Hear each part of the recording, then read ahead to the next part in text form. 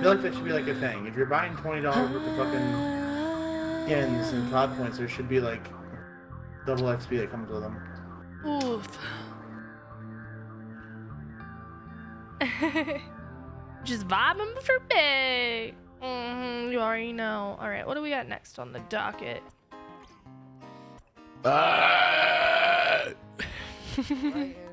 Says the king.